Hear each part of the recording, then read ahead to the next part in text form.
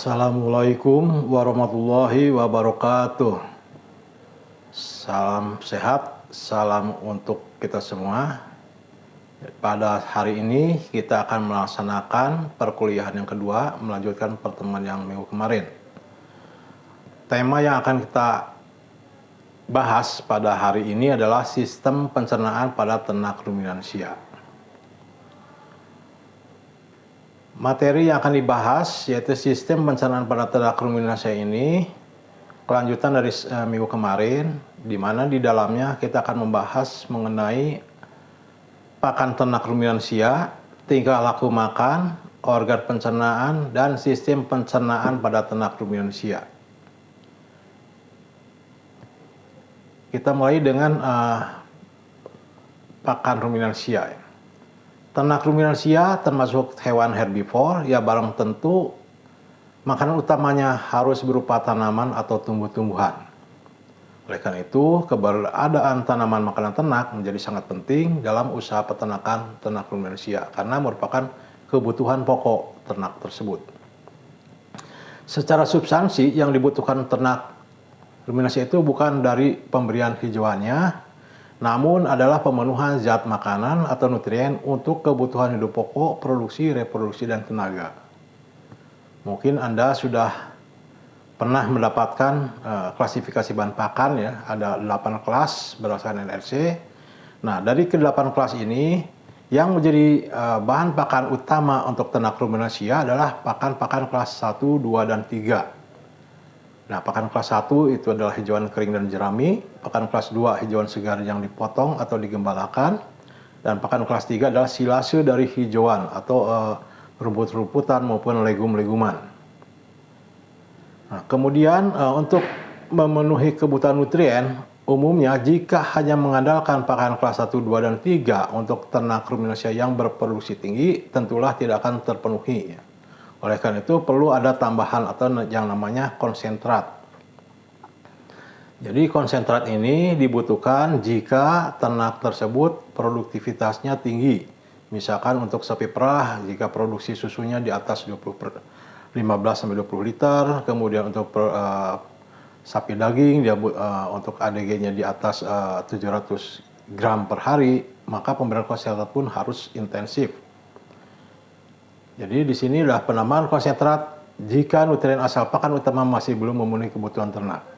Nah, umumnya pembuatan konsentrat untuk ternak ruminansia itu dipenuhi dari pakan kelas 4, 5, 6, 7, dan 8. Ini Anda harus ingat ya bahwa klasifikasi bahan pakan itu penting untuk memahami dalam pemberian pakan. Nah, sebelum ke sana barangkali kita akan bahas dulu mengenai proses konsumsinya ya. Karena ini setiap ternak itu berbeda-beda ya pada proses pengambilan makanannya. Di sini saya hanya membahas mengenai 3 jenis ternak ya. Jadi kelompok ternak besar yang diwakili oleh sapi, kemudian ternak ruminansia kecilnya itu diwakili oleh domba dan kambing. Nah, untuk sapi, proses pengambilan pakan dari luar masuk ke dalam mulut itu yang berperan adalah organ lidah. Karena pada sapi bibir itu sangat kaku ya.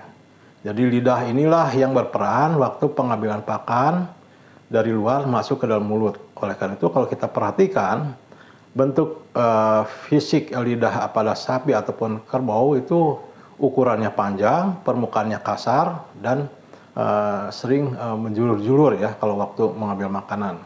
Nah, pada domba itu berbeda ya. Jadi lidah itu sama sekali tidak berperan aktif dalam pengambilannya. Karena apa? Karena domba itu sifatnya grazer ya. Dia ke bawah sehingga yang berperan adalah bibir atas ya dan bibir bawahnya. Jadi di sini organ yang berperannya adalah gigi seri ya, gigi seri ya, incisor.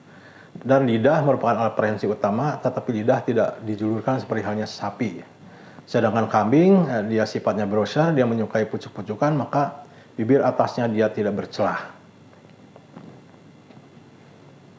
Nah, kita amati kembali ya proses pencernaan mekanik. Jadi proses pencernaan pada ruminansia itu terbagi ke dalam 3 mekanisme. Ini berbeda dengan monogastrik ya. Jadi ada satu yang istimewa, yaitu pencernaan mekanik di mulut, pencernaan fermentatif di rumen, dan pencernaan enzimatis di pasca rumen. Nah, ini yang membedakan adalah adanya pencernaan fermentatif di rumen. Nah, pencernaan mekanik di mulut adalah proses penghancuran pakan atau ransum dengan tujuan untuk memperluas permukaan agar enzim pencernaan di organ selanjutnya itu lebih intensif. Nah, di rongga mulut pada ternak ruminansia itu tidak ada sekresi enzim. Jadi tidak ada proses pencernaan enzimatis, yang ada mekanis ya. Jadi proses yang terjadi di mulut lebih fokus pada menurunkan ukuran partikel pakan. Organ yang terlibat pada proses pencernaan mekanis adalah gigi ya. Jadi pada ruminansia tersusun atas gigi seri, gigi geraham, dan geraham depan dan geraham belakang. Nah, arah gerakannya berbeda dengan kita ya. Jadi arah gerakannya adalah lateral, ke samping. Artinya pakan yang ada di rongga mulut akan digesek oleh gigi geraham. Ini kerjanya mirip dengan dismil ya. Dia menggesek kemudian atau merendos ya pada cobek. Jadi tidak vertikal, tidak seperti hammer mill ya. Nah, lama pengunyahan bervariasi bergantung pada jenis pakan. Pakan sumber serat lebih lama dibandingkan pakan butiran. Untuk efisiensi pada proses pencernaan mekanik, maka pakan serat, yaitu pakan berasal dari rumput-rumputan, harus dicacah lebih dulu. Nah, ini umumnya kalau kita memberikan pakan untuk ruminansia, rumput itu harus dicoper dengan ukuran 3-5 cm. Tujuannya adalah untuk mempercepat proses pencernaan mekanik di mulut dan juga bisa mengurangi sifat memilih, sehingga bagian tanaman rumput bisa dikonsumsi lebih banyak. Kemudian organ yang terlibat dalam proses pencernaan mekanik yang lainnya adalah lidah. Nah, lidah ini tadi juga sudah dijelaskan, pertama berperan untuk pengambilan pakan, keduanya adalah untuk merangsang pemasukan pakan. Karena apa?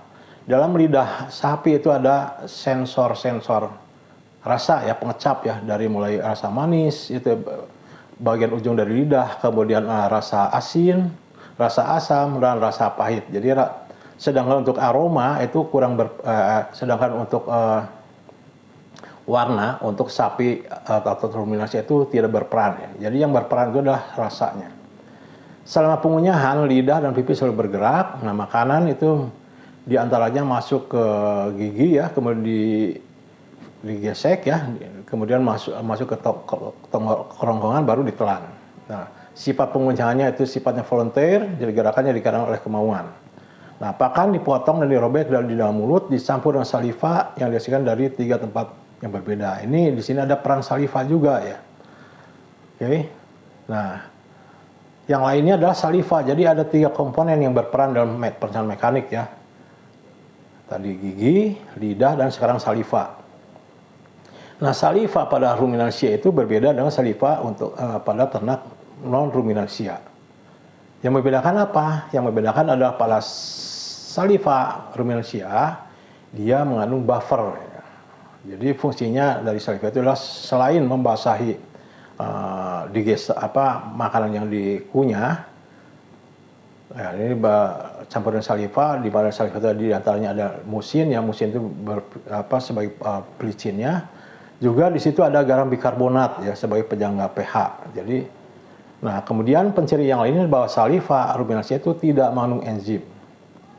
Nah ini keistimewaan yang lainnya adalah saliva pada ruminansia itu bersifat alkalis ya, relatif mengarah ke basa ya.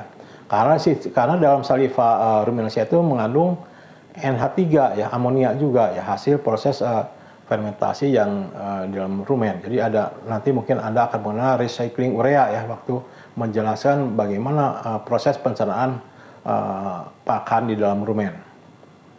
Nah, produksi saliva itu sangat besar ya. Untuk sapi dewasa itu bisa mencapai 12 galon per harinya, dan untuk domba dewasa itu 2 galon per hari. Walaupun ya secara fisik kita tidak pernah melihat di mana saliva itu disimpan ya. Nah, kemudian ada proses mastikasi atau pengunyahan ya.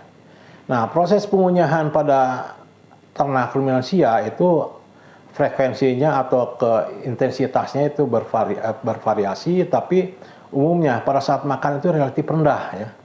waktu makan itu relatif rendah. Yang penting makan itu dari luar masuk dulu ke dalam rumen ya. Artinya di situ hanya sekedarnya saja. Jadi di sini waktu mengunyah selama makan itu menyiapkan pakan untuk bisa ditelan. Itu saja. Kemudian juga melepaskan zat makanan yang terlarut dan merusak jaringan. Nah, tapi pada fase berikutnya waktu remastikasi atau pengunyahan kembali itu frekuensi pengunyahan itu ekstensif, artinya sering. Karena di sini adalah bukan hanya saja mengurangi ukuran partikel pakan ya, supaya dia bisa mengalir ke pasar rumen, juga di situ ada proses salivasi yang intensif juga ya. Oke. Nah, frekuensinya itu bervariasi, sangat bergantung pada jenis pakan, baik butiran maupun pakan serat ya. Jadi untuk butiran itu umumnya relatif cepat proses pengunyahannya. Itu bisa 4.700 kali per hari ini untuk sapi ya. Dan untuk kalau diberikan rumput itu bisa mencapai 10.530 kali per harinya. Dan untuk sapi jantan ya kisarannya antara 1,4 sampai 11% waktu yang digunakan perharinya untuk mastikasi.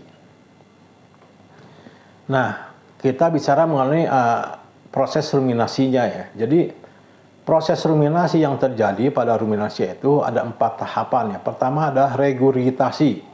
Jadi kita tadi bicara mengenai pakan itu masuk ke rumen. Nah sekarang dari rumen itu ada kembali lagi ke mulut karena ini tujuannya adalah untuk memperhalus kembali ya agar partikel pakan bisa lolos ke pasar rumen. Jadi istilahnya adalah regurgitasi. Nah, setelah regurgitasi, kemudian masuk ke dalam rongga mulut, dilakukan lagi mengunyah kembali, namanya remastikasi. Nah, pada saat remastikasi itulah disekresikan kembali saliva. Ini istilahnya adalah reinsalivasi. Nah, setelah lumat baru ditelan kembali, istilahnya redeglutasi. Jadi itulah 4 tahap proses ruminasi.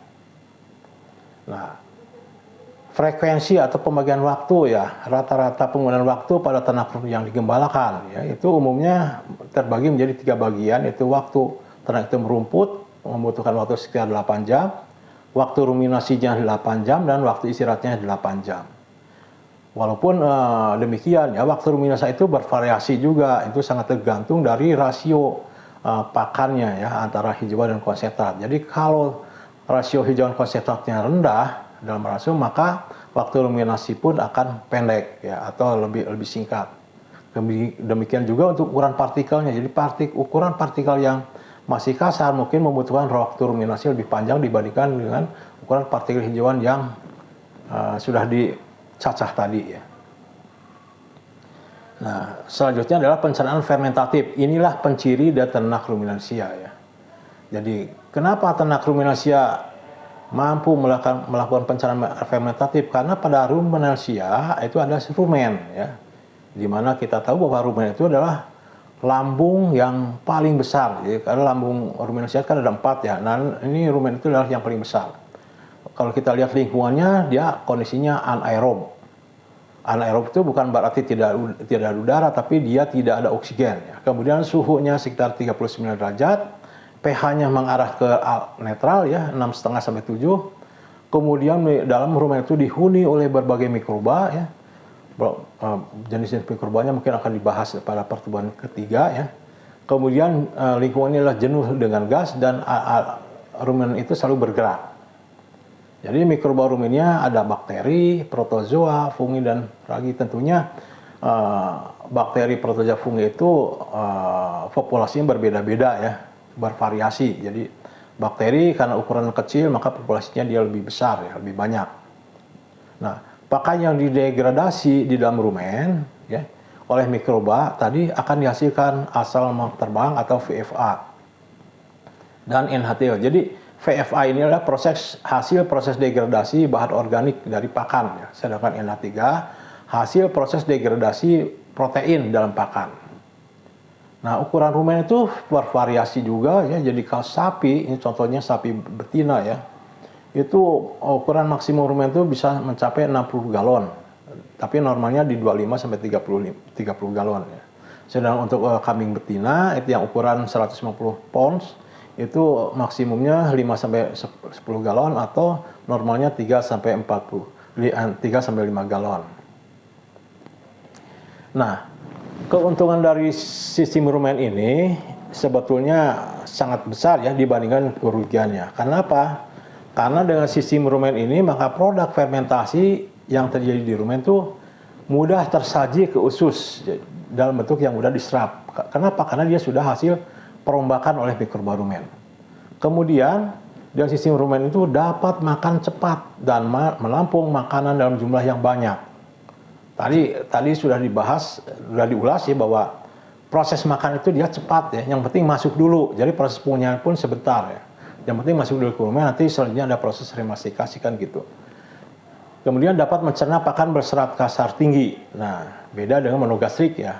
Karena apa? Karena ada rumen ya, di mana dalam rumen itu dihuni oleh berbagai jenis mikroba. Kemudian dapat memanfaatkan NPN, ya, jelas ya. Untuk mikroba butuh NPN. Nah, tapi ada sisi negatifnya itu kerugiannya. Nah, dengan sistem fermentasi itu banyak energi yang terbuang. Dalam bentuk apa? Dalam bentuk gas metan. Ya. Ini volumenya 6-8% ya jumlahnya. Kemudian sebagai panas fermentasi, karena pada proses fermentasi akan selalu dikeluarkan gas panas ya 4-6%. Nah, protein pakan bernilai hayati tinggi, artinya berkualitas bagus, akan mengalami degradasi menjadi NH3. Kemudian mudah menderita ketosis. Oke. Pencernaan selanjutnya adalah pencernaan hidrolitik. Jadi tadi mekanik, fermentatif. Nah, yang ketiga adalah pencernaan hidrolitik. Pencernaan hidrolitik itu organ yang berperannya adalah abomasum dan usus ya, usus halus ya tentunya ya. Di sini proses pencernaan yang terjadi di abomasum itu adalah hampir sama dengan monogastrik, jadi sama dengan lambung sejati ya. Dan di sini sedikit atau tidak ada pencernaan lemak, selulosa dan fatty. Nah, pH-nya itu 3,5 sampai 4, ya kondisinya asam ya di abomasum tersebut. Nah, pakan menjadi sangat cair saat masuk ke usus halus. Kemudian dinding abomasum memiliki kelenjar pencernaan penghasil cairan lambung berupa pepsinogen, garam anorganik, mukosa, dan asam hidroklorat atau HCl. Nah, di abomasum pun terjadi proses penyerapan vitamin B12 secara efisien. Jadi pepsinogen yang dihasilkan oleh di abomasum itu diaktifkan dengan kondisi asam yang ada di dalam lambung tersebut ya, karena tadi ya dalam lambung itu adanya asam hidroklorat. Enzim pepsin menghidrolisis protein menjadi polipeptida dan sedikit asam amino. Kemudian digesta yang keluar dari abomasum akan masuk ke usus halus. Jadi proses penyerapannya terjadi di usus halus. Oke. Nah, sekarang organ pencernaan hidrolitik yang kedua adalah di usus halusnya ya. Tadi di abomasum dan usus halus. Nah, usus halus adalah merupakan tempat penyerapan zat makanan. Jadi hasil proses pencernaan hidrolitik yang di abomasum masuk usus halus, disitulah terjadi proses penyerapan zat makanan. Dan di sini usus halus dibagi 3 bagian ya, segmen, duodenum, jejunum, dan ileum. Nah, di duodenum digeser melalui pencampuran hasil sekresi dari duodenum ya, dari hati dan pankreas. Jadi ada 3 saluran masuk ke situ ya. Di duodenum itu disitulah terjadi pencampuran ya, sehingga memudahkan proses penyerapan.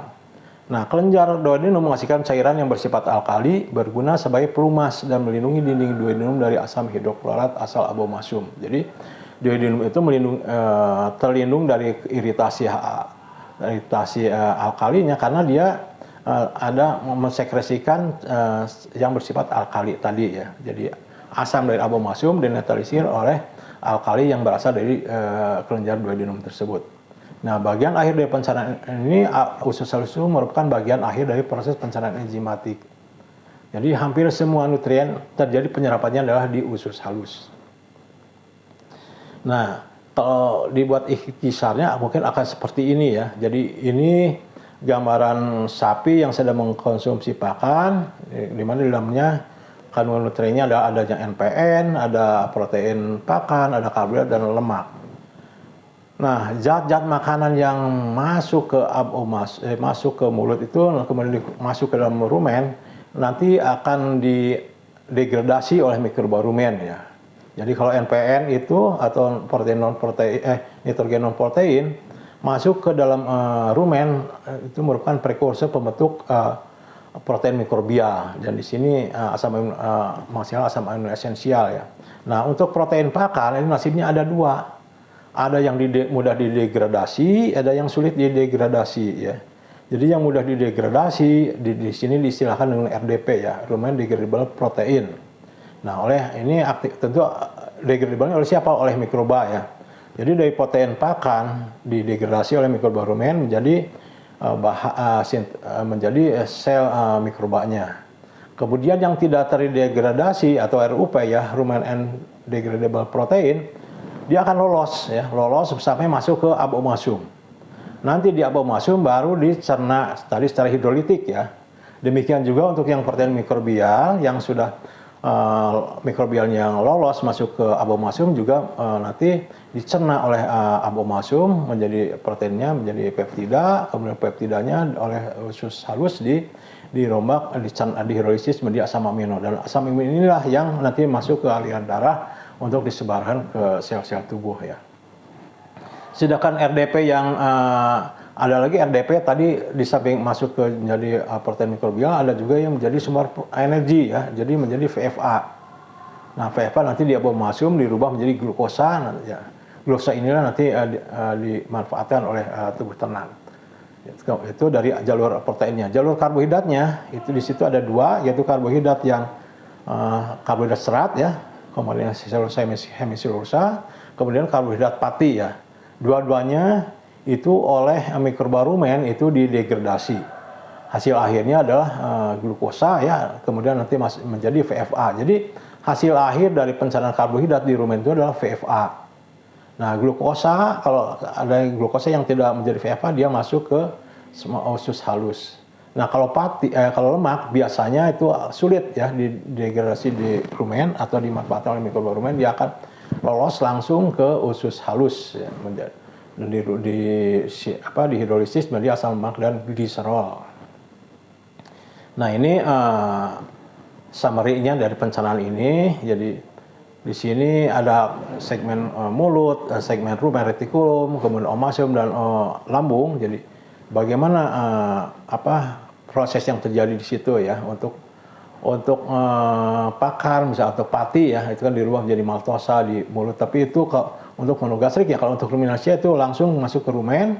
Nanti dari rumen itulah yang tadi sudah saya jelaskan, kalau pati tentunya nanti akan dirubah menjadi glukosa menjadi VFA ya. Demikian juga untuk yang protein ya, ada yang nasibnya dirombak menjadi NH3 dulu ya, ada juga yang bypass. Nanti kalau bypass berarti dia masuk ke abomasum, nanti dirombak oleh pepsin ya menjadi asam amino, dan asam amino siap diserap oleh dinding usus ya. Barangkali itu yang bisa saya sampaikan pertemuan kedua hari ini. Mudah-mudahan bisa Anda nikmati, Anda bisa cermati. Sekian, terima kasih. Assalamualaikum warahmatullahi wabarakatuh.